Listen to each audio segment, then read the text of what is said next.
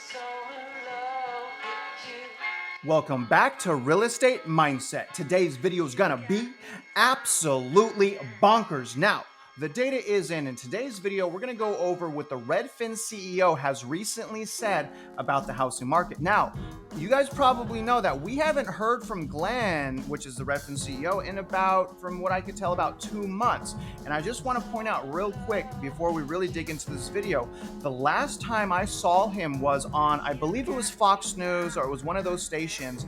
And he actually started telling the truth about the housing market and essentially started warning people. I went to go make a video on that and I was going to tell you guys how proud I was of him. But when I went to record that video, it was disappeared. They actually pulled it from YouTube. So, and then after that, he disappeared for 2 months. And again, I think that's because he started being too honest with people and warning them about the potential disaster coming. So this article that we're going to read today, you guys, it's a lot more refreshing because to me, it shows us that Redfin is starting to acknowledge what is happening. And we need that from these real estate research institutions. We need to be able to lean on people to guide us, right? At least lean on them a little bit to get the facts and to get the truth. Don't you agree? But remember this, you guys, I'm not a financial advisor, even if I want to be, even though my bio is as a realtor, loan officer, and instructor, and I'm a renter that's frustrated with the situation, concerned father. I mean, geez, you guys see what's going on in the world is crazy right now, but I want you guys to at least be able to lean on me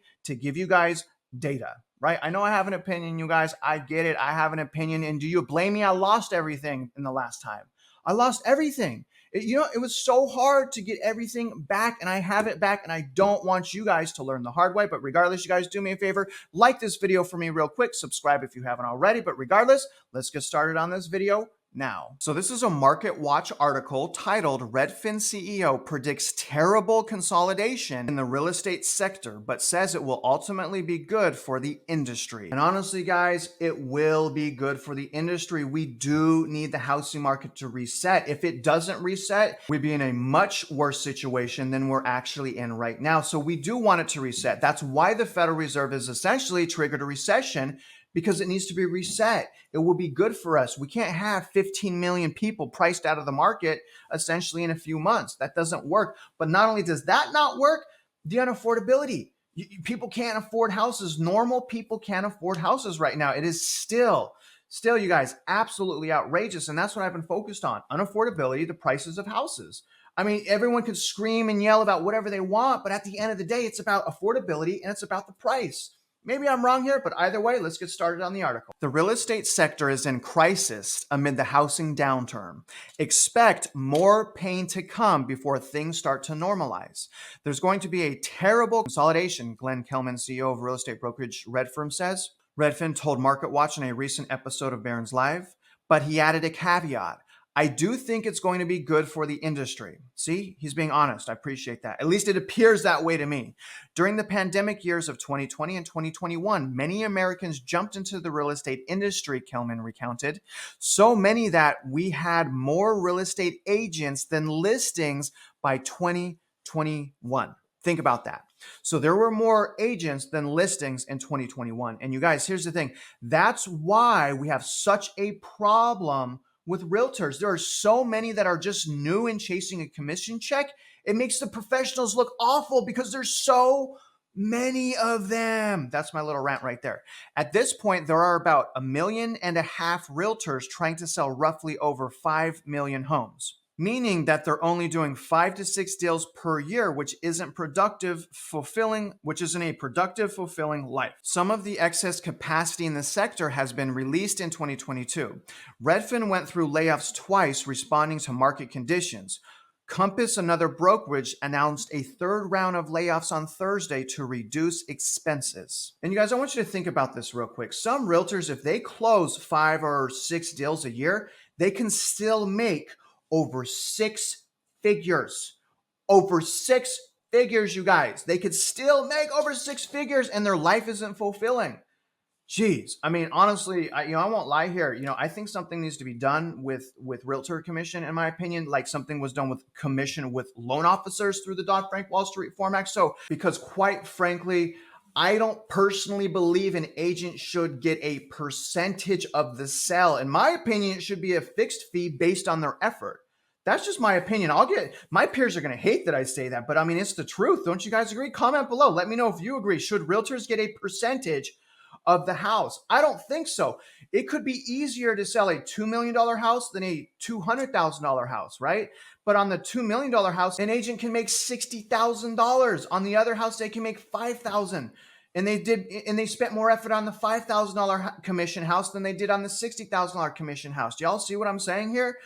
This is just my opinion. This is just my ranting. Let's hop back into the article now. You guys, this is so funny. It's just a roommate generation now. Or how about it's just an unaffordable, poor spending habit generation now? Do y'all agree with that? I mean, things are unaffordable. You can't completely blame it on young kids not being able to afford a house. Do you agree? But for many Americans, high housing prices and mortgage rates make home ownership unaffordable. The Redfin chief executive sympathized with younger Americans priced out of the market. It's just a roommate generation now where people are staying with their parents, living in the basement, or just shacking up with friends longer because home prices and rents have both gotten so far out of hand. Again, you see, it's an unaffordability problem here. That's what we're talking about. There is some relief for those renting as rents have fallen over the past few months. This is a huge deal, you guys. I'll do a separate video on this, but my local market right now, and I haven't showed you this on my update videos, it's flooded with rental inventory right now. Absolutely flooded with rental inventory right now, you guys. That's going to help. It's going to be a double whammy for these investors as far as like meltdown, having to liquidate. I'm telling you guys, we'll see it. We will see it, okay? Rents dropped for the fourth month in a row in December. Apartment List said its monthly national rent report on Wednesday. Rents decreased in December in 90 of the nation's largest 100 cities, with prices down by 3% month over month. And more homes are coming online to help with rental pressure. But that's also limiting the number of homes that go on sale, Kelman noted. He said that some of the supply came from sellers who are withdrawing their listings from the market and renting them out instead. And again, I want you guys to remember what I believe is going to happen, which is I think that a lot of these homeowners that have these 2 and 3% interest rates, they're going to convert those to rental properties because they still cash flow. And by doing so, you guys, that is going to put such a beating on these investors, short-term or long-term investors, because especially these new investors, they don't cash flow. They can't cash flow like this. So the fact that rent is like plummeting, and I'm going to show you guys, again, my own local housing market, it is shocking. It is shocking how much rent has gone down in my local housing market. And I'll show you guys that. But again, it's massive. That is a massive thing because, I heard a Dave Ramsey video, and I don't want to hate right now, but Dave Ramsey said, since the birth of Jesus, okay, this is not my words, this is his words. Since the birth of Jesus, rent rates have always gone up. Do y'all see the issues I have with this man? And first of all, he's using religion and business together, and he's saying things with like certainty, right? Like always this way. It's forever this way. Hey! But his program's good to help people get out of debt, I think, right? From what I have seen from people, but that's about it, you guys. I just really can't stand it. All right, let's jump back into the article. Investors still on the prowl for deals. Investors buying was a big topic of conversation during the pandemic, as many prospective buyers got beat out by companies and landlords with big pockets. Kelman said that investors are still on the prowl and are scoring disaster zone deals. That's crazy. In 2021, investors bought 24% of single-family homes sold nationwide. Think about it, guys. About 1 out of 4 homes in 2021 nationwide went to an investor. Obviously, in certain zip codes, like around where I live, 50%. Think about that. Think about the problem with that. Kelman said that some out-of-town investors today are tracking damaged homes, such as in Florida, to find deals. When he recently visited a local office in Florida, Kelman said Redfin employees in areas affected by the hurricane told him that investors were calling as the hurricane made landfall.